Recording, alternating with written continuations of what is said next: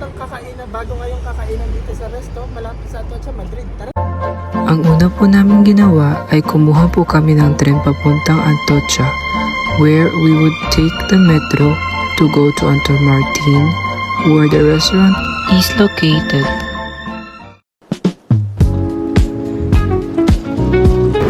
Okay guys, nahanap na natin ang ating kakainan dito sa Atocha 81 na ang pangalan ay Kung Fu Noodle. Tara, try natin.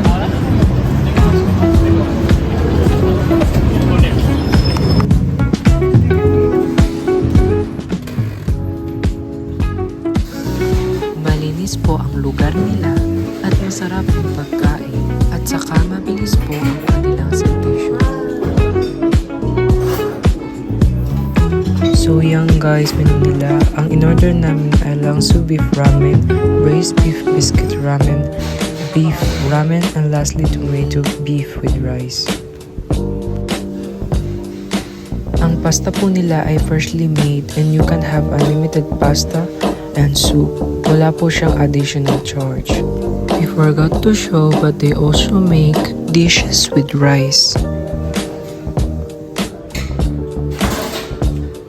As you can see po, the ingredients are all freshly prepared.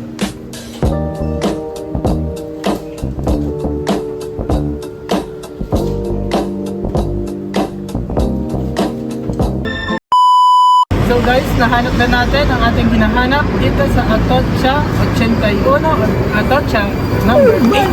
God! Wow! Di mo man ako. Hello, how are you? I am under the water. Please help me. Here too much raining.